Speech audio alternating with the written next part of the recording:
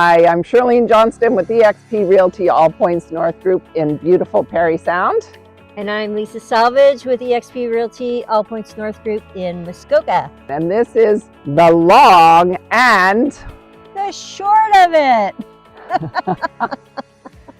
Happy New Year, everyone. We wanted to share with you our prediction for the 2024 real estate market. Season. So in Parry Sound, you know what? It's interesting. There are still a lot of buyers and they still have their money, but they are all waiting because they feel like the market's going to crash. That seems to be what the media is telling them. And just like, you know, back in the pandemic when the media said we were going to run out of toilet paper for some reason, we actually did. Why? Because the media said so. Uh-oh. But there is no problem with toilet paper. It's just we made the problem with toilet paper. You know, the media saying that the market's going to tank, yet the buyers still have their money. So if buyers have money, that doesn't really add up. Lisa's going to chat with you about the Bank of Canada rate and the mortgage rates, and that's not adding up to a tank in the market. The sellers they all feel like the market's going to recover in the spring, so they're holding off for the spring to list. So we're having a pretty significant... It's kind of a standoff, isn't it? Well, it is a standoff, and we're having a significant inventory challenge. So stuff that comes on the market that's well priced is selling, and it's selling enthusiastically if it's well priced. We're not in a market where we can fish right now. And so if it's well priced, the savvy buyers, the investors, are out there and they are still buying. So I'm going to turn it over to you, Lisa, to chat about the Bank of Canada rate and the mortgage rates. Okay. Well, the Bank of Canada, here we are in 2024. And after a season in 2023 where there was major increases over the year, there was 10 mortgage rate hikes. This year we are going to see... We're not going to see me! Here I am. All right. Bank of Canada has said that they want to hold the mortgage rates around the 5% mark.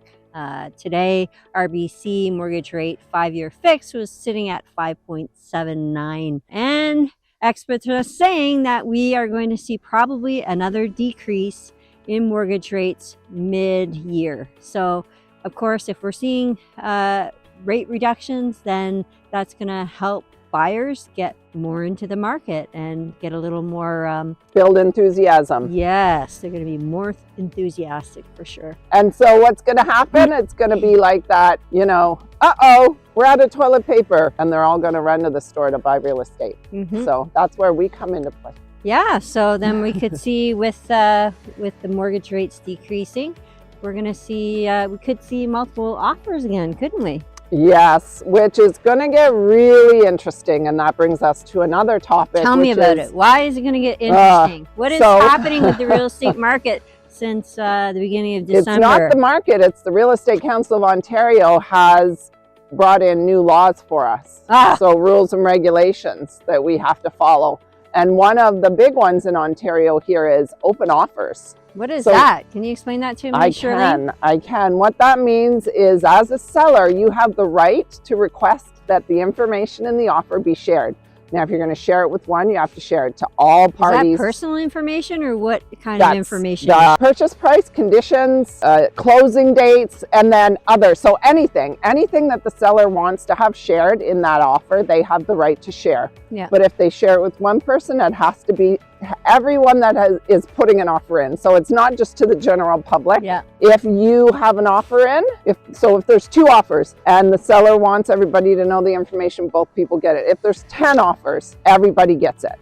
Okay, so that's going to create a new dynamic here in Ontario. Good, bad, it remains to be seen. I think it's going to create a challenge for first-time home buyers, people that don't have a lot of money, that have a set budget, you know, because then at least they used to be able to do the Hail Mary and say, I'll put 200 over and maybe get it. Yeah. But now the deep pockets will be able to bid everything up until they can't afford it. It's good. I think it's going to make it tough for first-time home buyers. We'll see. And then when we're not in that brisk market, I was having a conversation with a seller today. If it's not that brisk market, I question whether or not it will be a good tactic, because as a buyer, they may just say, you know what, if you're going to tell people, I'm out. I'm not even going to bother. Right. Having said that, buyers, here's an interesting thing.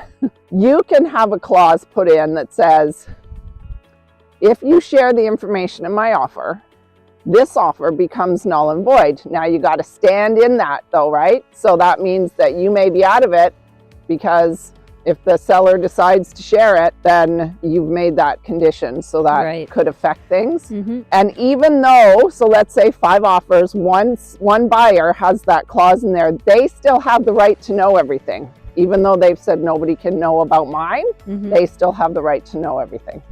So the one thing is that it's across the board. If one person gets to know something, everybody gets to know something. But here's the uncomfortable bit for us as realtors, I think, is the seller can change their mind at any time. So they can sign the form saying, I want you to disclose everything. And then you get 5 offers and they say, I've changed my mind, don't disclose anything. Or the opposite, they can say, I don't want to disclose anything. And then you get 5 offers and they can call and say, I've changed my mind, I want you to tell everybody what's in those, everything that's in those offers.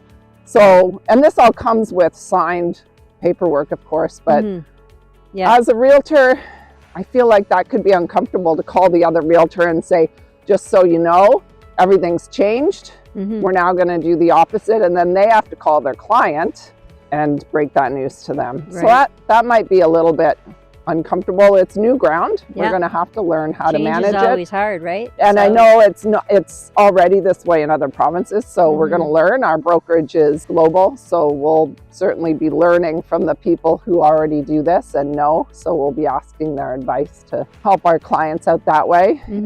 What's another new thing? There's something else. Oh, I know. So interestingly, we now, we're not allowed to have exclusive listings, market them publicly, and there's a form. If you want to have an exclusive listing, you have to sign a form that basically says you're foolish for wanting to do so, which is again a little bit uncomfortable to have that signed, but it is what it is. We can market exclusives within our brokerage and within our database, so that's an advantage for EXP because we have one brokerage globally. We're not franchised, so we have 88,000 agents in our brokerage, so that gives us a bit of an advantage to be able to market an exclusive listing, which, you know, often high-end sellers, they don't want it on MLS. No. And if you do have want to have a listing publicly marketed, it has to go on MLS within 3 days of marketing that. And so if you're going to put it on social media as coming soon, it has to go on MLS within 3 days of that. So here's another thing.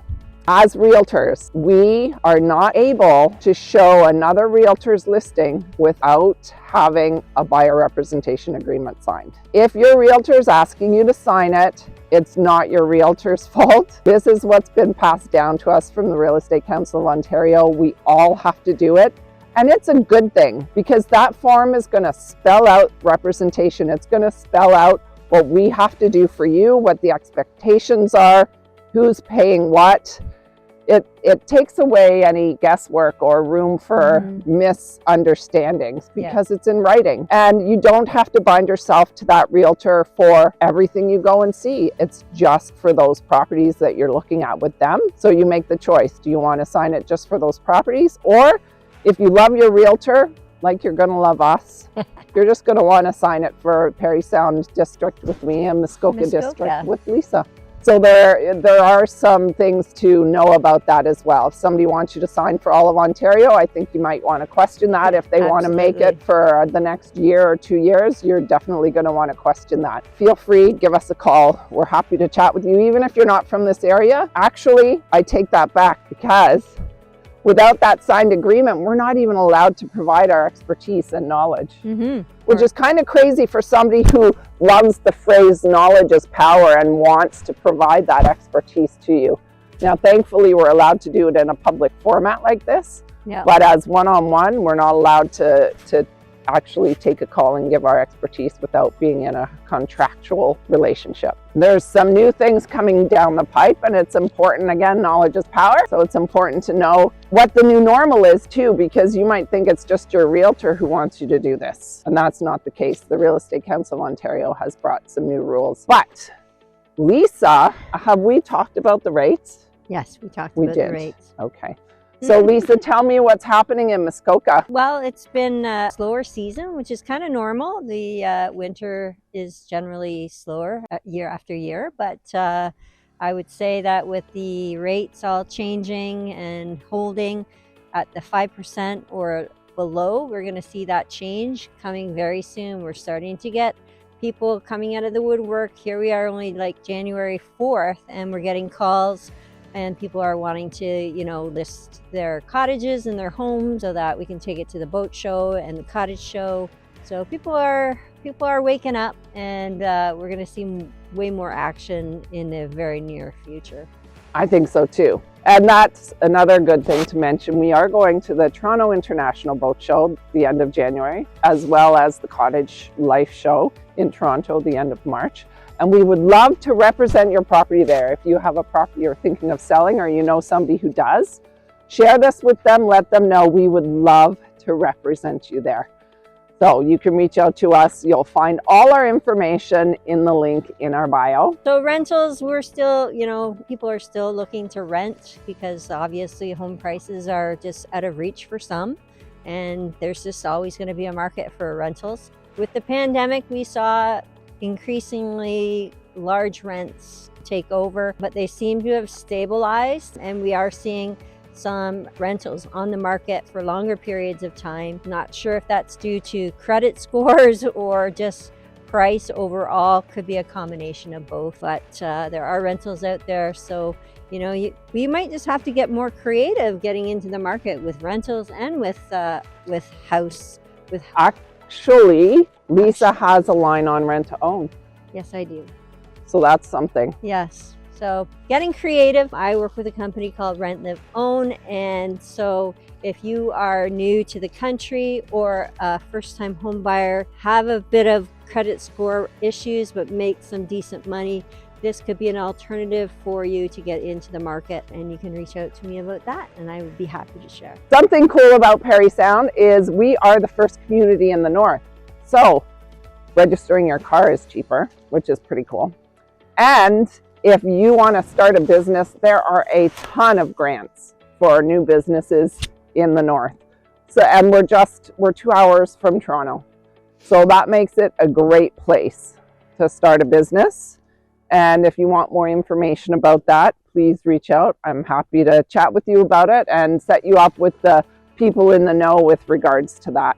But it's a huge opportunity. So that wraps it up for our 2024 prediction. Check back with us in June and see if we were right. Best of luck. If you have any questions for us, all of our info is in the link in our bio. Take care, everyone.